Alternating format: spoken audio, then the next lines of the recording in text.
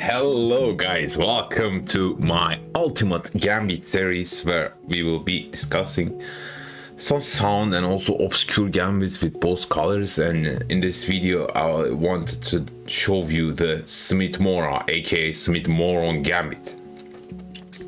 So if you're a Sicilian player, after e4 c5 you might face it a lot, where white plays d4 and then after take they play c3 and sacrifice a pawn. Well, I would call it a sound gambit, and like if you don't want any details, like you can transpose into some other pin. But the best way to refute a gambit, as the saying says, to accept the gambit. So we're gonna accept it, and if you're a Smith-Morra enjoyer, I mean, it might be a good feeling where you have won some games where you sacrificed a knight on d5, where you throw bishop takes f7, and you know, where you sacrifice 3 rooks, 5 queens, and might be also deceiving because it is more like some sort of a drug, I would say. The Smith-Morra Gambit, because like once you do it, you think like as if the latter ones are gonna be as good as the first one, but it is not the case. And also, don't do drugs.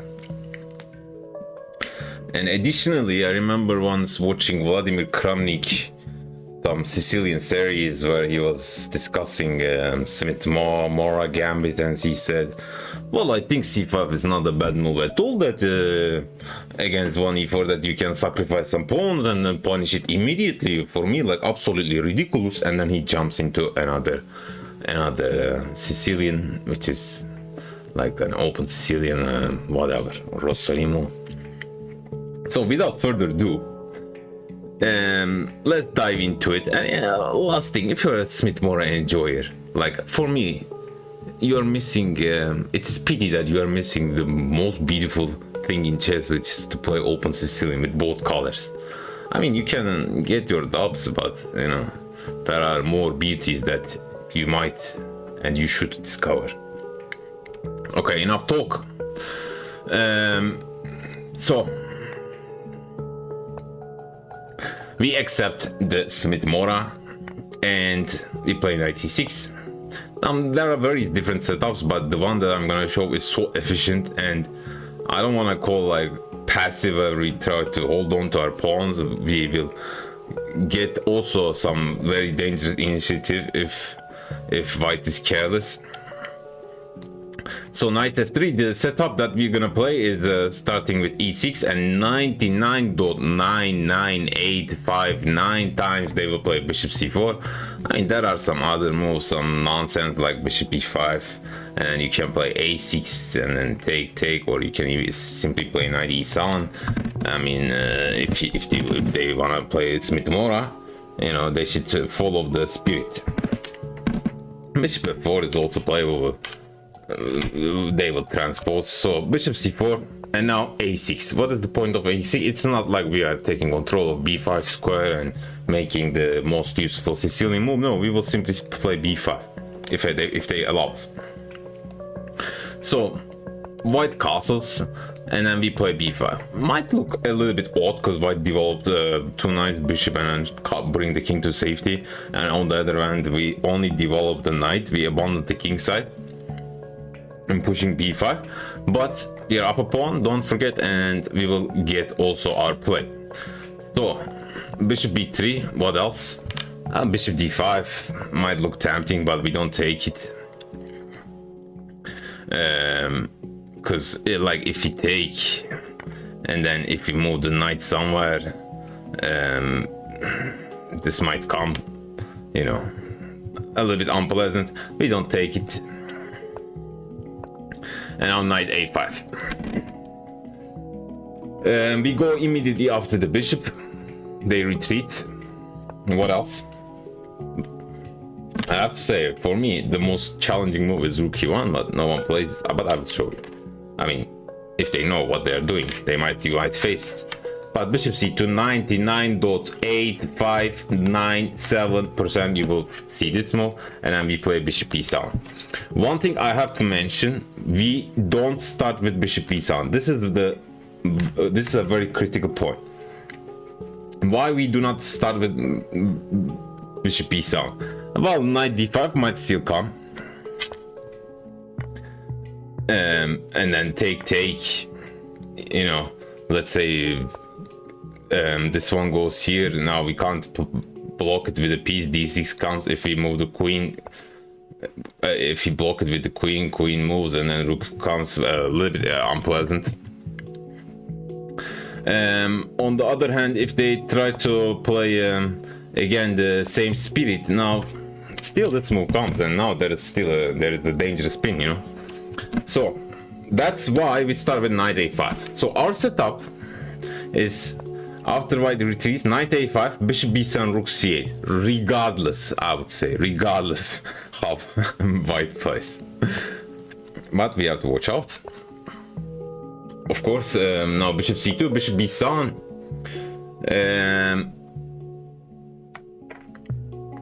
And now white has several different options. Bishop f4 is an option, queen e2 is an option. What else? e5 is an option, or there are also some harmless, natural looking moves, which is like rook e1, which we will discuss and go into a little bit into details. I think we can, whatever white plays, we can pre-move rook c8. Okay, maybe we should not pre-move, maybe they can play b4, but we will play rook c8 against a sound move. Let's start with the harmless ones. For instance, rook e1, not in the spirit of Mora. We play rook c8. Let's say they develop the bishop. I mean, bishop g5 they don't want to play because we welcome trades with bishop e7. Let's say bishop f4.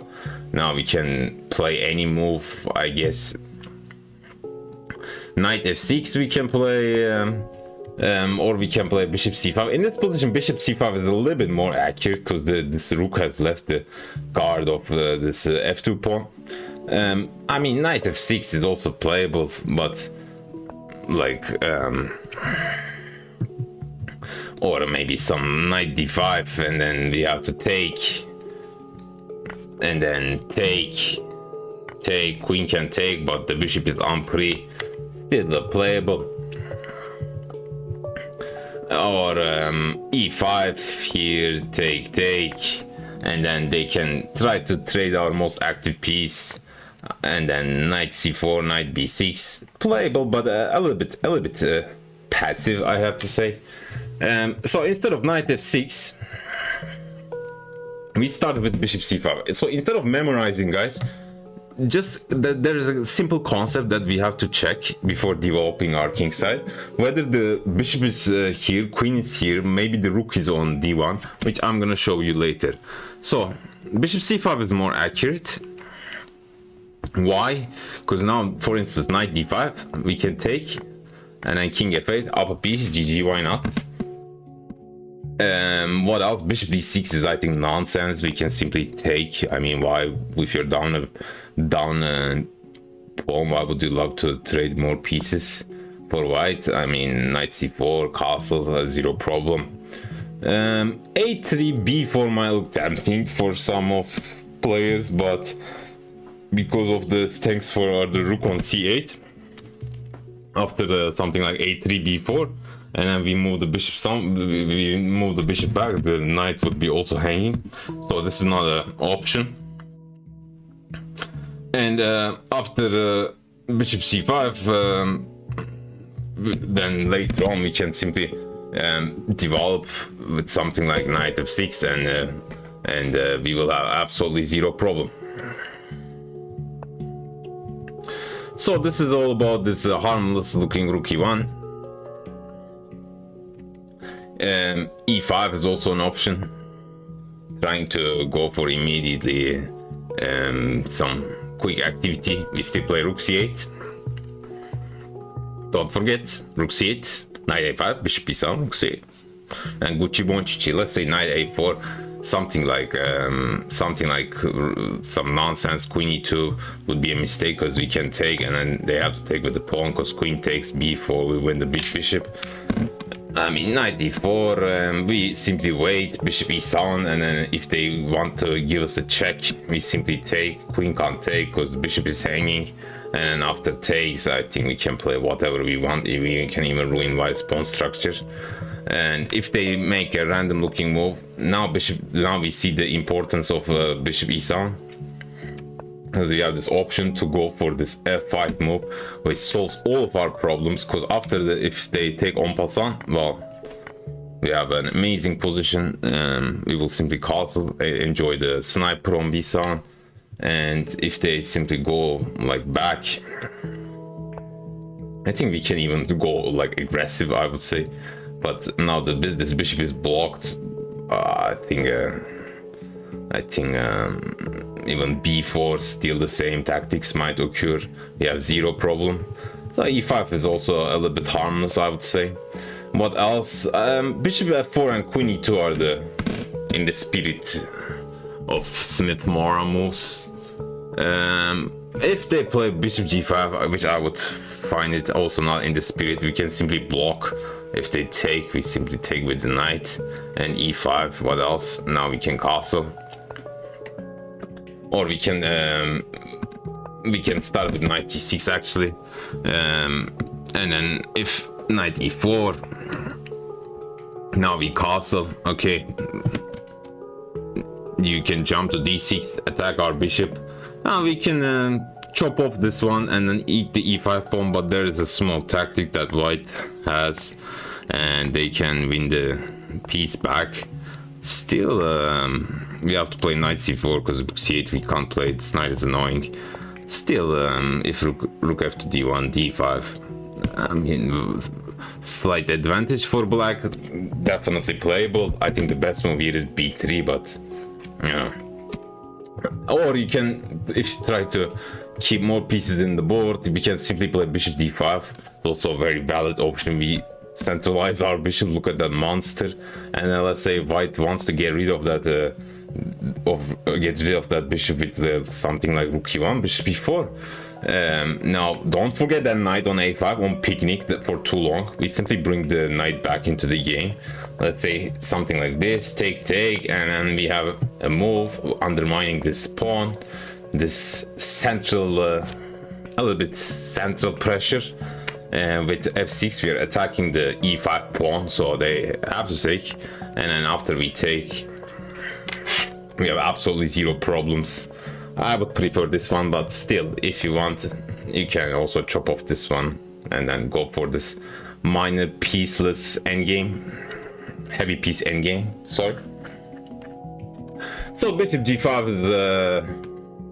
is also harmless. Now we are heading into the most concrete ones, and let's start with bishop f4. Ideas are similar with queen e2 and rook d1, rook c8 once again. Now white plays queen e2. So if they, for instance, start with queen e2, rook c8, and then rook d1, in this position, because the rook has left the control of f2 square, this one is more precise, which I'm gonna discuss a couple of minutes later. But if they start with this move order, rook c8 and queen e2, now this pawn is guarded by the rook, so bishop c5 is not that appetizing, but we can play knight f6. Now the critical part is e5 annoying? We have to ask ourselves. And of course the best move here is e5, but I think practically like rook f to d1 might be a little bit trickier. By the way, I have to mention, from this position, if we reach this position on Lichess database, the win rate for black is like above 60%, and white has like around 35% win rate, which shows how great the setup is. We start with knight f6, now e5. So knight d5 is playable. absolutely zero problem. The most natural move. We are attacking the bishop, and if they take, zero problem. But there is a little bit, a little bit annoying move, which is knight g4. They attack the pawn, but on the other hand, they want to maneuver this knight to e4 and maybe to d6. So the best move here is, according to Stockfish, rook c4, not allowing this, and also attacking the e3 knight. And after knight e4, we regroup. But our rook is on c4, you know. Knight is on c6. It looks a little bit artificial, still playable. But instead of this, I highly prefer this odd-looking knight h5, which is looks like a one-move threat. You know, we attack the bishop and we are putting the knight on the rim. Might look odd, but actually there is some great point after this move. So the bishop g3 is nonsense. We can take bishop e7 castle, or first bishop e7 castle. We can take whatever, whenever we want. Bishop e3, the most natural looking move. Now we have this cold-blooded f5, which saves the day. Why? First, it is such a multi-purpose move. It stops g4, because g4 might trap our knight. It blocks this bishop, it restricts this knight, it takes away this e4 square, and we are forcing them to, for instance, take en passant. And after this, bishop e7 short castle, Gucci Bontucci. Let's say if they don't take en passant and play rook a to d1, which is one of the good moves. Now there is a small threat, because we have to watch out. Our knight is hanging, you know, after this knight moves. And let's make a random looking move. Now, you know, knight d4, there are too many threats. First, the knight is hanging, we have to play g6, otherwise we don't have any I mean, f4, simply bishop retreats and knight is still hanging. And apart from that, there is knight takes e6, which is deadly. We don't want to allow this. So that's why if they don't take it and play rook d1, we have to play g6. But still no problem. We restricted these pieces with this pawn chain. We can go back. We stop g4. I mean, absolutely zero problem. But this is an important motif to remember. f5 move when there is no pressure on the d file. I will show you when, for instance, f5 might be a horrendously bad move later on. As I said, e5, knight h5, very ambitious but also rewarding. I mean, they can wait instead of e5 with rook f to d1, for instance. Here we still go knight h5. Bishop c1, and now bishop e7. Now if they go e5, this is the difference. For instance, now we don't have this resource of f5 because of knight d4. Again, the same tactics. We can't go f5. We can play very computer-esque move. Also, I have to mention g6, the most natural move, is might be a little bit sloppy because of bishop a6, and we can't castle. You know, white will definitely get some initiative. So in this position, the best move here is queen c7. Well, we are wanting white to play g4, and also after g4 it looks like we are, oops, that arrow shows, sorry, that our knight is trapped. But as you have seen, queen c4 saves the day. Brilliant move. And also after g4, white exposes its king so much that we're gonna utilize. So queen c4, white is winning, well, for various reasons. If they take, we will take, and then knight is hanging, and they don't have bishop d3 because the pawn is hanging. Life changer. It's queen c4 move. Alright, so I think this is the motifs that we have seen after bishop f4. Now let's look at the main move, which has been played over 60%, which is queen e2. Ideas are similar, but there are some slight differences, you know, whether they play bishop f4 first or rook d1 first. And now we play our beloved rook c8 move once again. Now rook d1 instead of bishop f4. Bishop f4 might transpose to what we have seen. So after rook f to d1, now this pawn is a little bit vulnerable, and knight f6 is still playable, but this bishop c5 is a little bit more accurate. By the way, there is nothing wrong with playing something like h6, etc. But bishop c5 here is by far the best move according to Stockfish, and the reasoning is after bishop c5, now white has a couple of options. For instance, the most popular move is bishop g5, but the second one is a3 b4. Again, the same nonsense plan, because like whenever they go a3 and then b4, you know, we can simply develop, and after they play something like this, we can simply retreat, and then if they defend the knight, then knight c4 comes. If they take on b5, we take, yeah, absolutely zero problem. So this a3 plan is nonsense, as you can see. What else? The best move here is e5, by the way.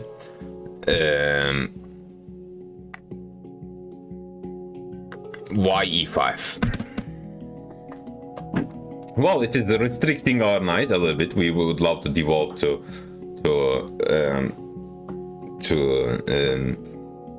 f6 square, but as you can guess, how does black solve their problem in this position?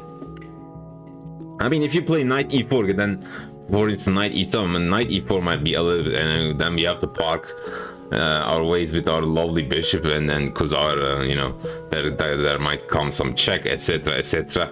But the saver again, f5. If they take en passant, we simply play knight f6. The mostly played move is actually knight f6, but bishop g5 might look tempting, but runs into a typical blunder, take.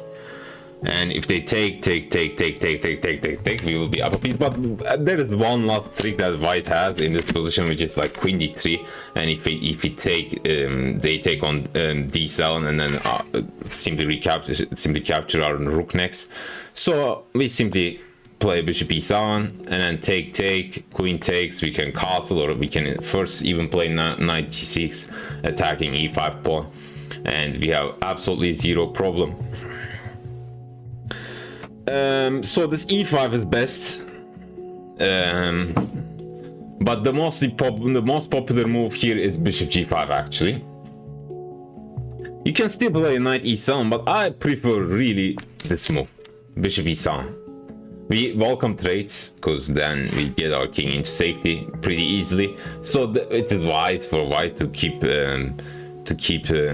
pieces on the board. And now we play knight f6, ladies and gentlemen. Now our bishop was on c5 in the previous variation, but now our bishop is on e7. So e5 again. Where are we going? We can be chicken out and then go to d5. But knight h5 again. Bishop e3. Okay, some might realize, well, if I go bishop e3, then black can jump to c4 and then attacks this pawn. So let me actually go all the way back to c1. Now again, this computer-esque move, queen c7, asking for g4, followed by queen c4, saves the day. What else? We can't play, for instance, here f5 because of the same trickery. Knight d4 wins for white. If you play g6, bishop h6 comes. We have seen that. Bishop e3.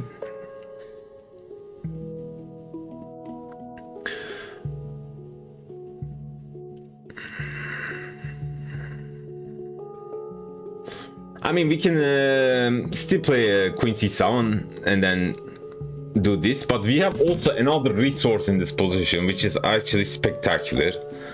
And the point being is, we simply castle and allow g4. Wow, it looks like you know, we haven't played queen c7, so it looks like we're lost. But no, we have this very strong resource, b4. So too much tension. Let's look at the options one by one. Let's first look at some. I mean, this simply brings up the power of the sniper on b7. Looks nothing. What else? For instance, some knight a4 move. Maybe they want to go some shikimiki ideas, but we have this amazing exchange sacrifice. And then they, for instance, take. Now we're down on exchange, but this bishop is a monster attacking this. This is hanging, but we don't take this bloody rook on d1. We simply play knight c6. This pawn is still hanging. We're attacking this pawn. I mean, even a donkey would win this probably with black. So this knight a4 is nonsense. You know, tactical alerts. The best move here. Okay, what else? Maybe knight e4 we haven't discussed. Knight e4 might look very natural because, you know, our knight is still hanging and everything looks well guarded, but we have this crazy good resource which is f5 and saves our piece. If they take en passant, we will simply take this way, and white has weakened their king. If they move the knight, we can simply take this one too. So thus the best move here is bishop e4. Now you can still play something like this and then take. Still something like knight d6, take, and then maybe f4, maybe bishop e7, still playable. Or you can simply take, and you can play these positions too. But just to keep in the spirit, I prefer this sequence. I show you the examples that how you can get out of this intricacy. But yeah, so just to wrap it up a little bit, we have to, in this is the standard Smith-Morra, I would say, in our setup. Knight on a5, bishop on b7, rook is coming to c8, and we have to watch out where the pieces, especially the queen, rook, bishop belong, you know. Like for instance, bishop f4 or bishop f4 and then queen e2. Now bishop c5 is not that appetizing because this pawn is well guarded. So in that case we play knight f6. If they start with, for instance, queen e2, rook c8, rook d1, now bishop c5 is way more appealing. And yeah, I think you will get some very, very promising positions if you accept the Smith-Morra and play this setup. Now let's roll the tape a little bit back, and I wanted to show lastly the best, for me, the most challenging move after knight a5. Well, Mr. Gantino, he said in the previous one, rook e1 is harmless, but there is an idea of rook e1 which has been also played by none other than the Morra expert, Mr. Mark Esserman, who is the pioneer of this gambit and has a book I've seen on the internet games. He plays this move, especially in this position. The idea being is, well, we play knight a5, so we have to take. The idea is to recapture with the queen. Pawn takes looks absolutely nonsense, because after pawn takes you can't challenge these pawns. After we play bishop e7 you can't even sacrifice. This is a nonsensical move. So queen takes and then follow up with a4. So if you play bishop b7, which we have to play, a4 comes. We can't take, bishop is hanging and white to open up the file for a white's rook. So we have to play knight d4, and now we have to close our eyes. No, just kidding. We give a fake applause, knight d5. We don't take it for sure. Now there is a counterintuitive looking move, only move which gives black an advantage, but once you understand it, you will play it. The move also, I have to mention, b4 pawn is hanging, so don't go for something like a5, please. The move is bishop d6. So the threat is we will simply take, because after take we can play knight e7, and then there is no d6 to follow up. So white has to take, and now bang, queen b6. The knight is pinned because queen would be hanging, so they play bishop d2, and then it looks like white is losing a piece right after a5. But unfortunately, ladies and gentlemen, there is a strong resource, queen c3 attacking g7. We can't take it because take, we will get checkmated or lose 3 billion material. So we have to play knight f6. Now white saves knight, knight a2 looks absolutely stupid. Knight c2, rook c8, queen has to guard the knight, so the best move here is knight d3. And now e5 is a threat, but we have this knight d5 response. So in that particular small time, we take our king into safety, and we welcome e5, and now knight d5. So I think if you're a Smith-Morra player, you would love to play, bring the queen. You don't want to trade queens, but unfortunately the best move is here, queen d4. So queen c4. These are my moves for white that try to create some non-existential attacking chances. So queen c4. Now we don't want to play rook c8 because queen wants to go to g4, for instance. We simply defend our piece. Queen g4, not like ancient moves, I have to say, just trying to attack. Rook here might be playable, but this one is, I think, better because let's say white wants to get rid of some defenders around our king. Simply bishop f8, no attack. Open c file, knight is the beast, bishop is also a sniper. So we have absolutely zero problem. What else? Wait a second.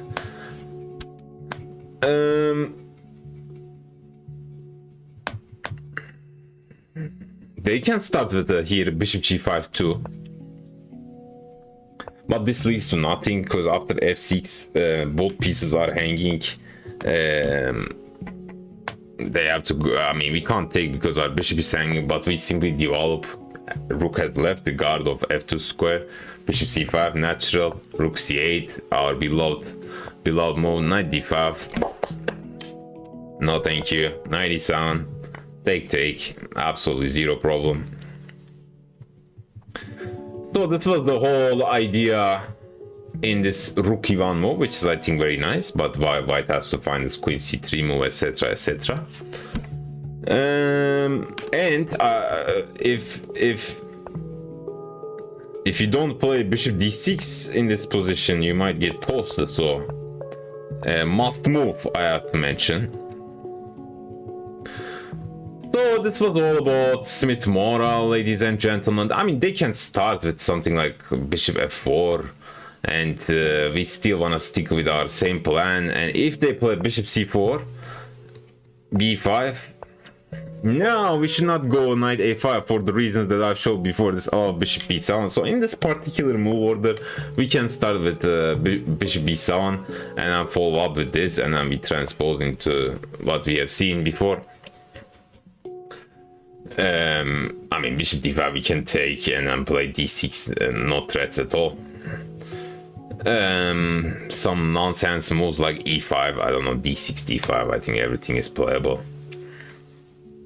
So just to wrap it up, this quick knight a5, bishop b7, and rook c8.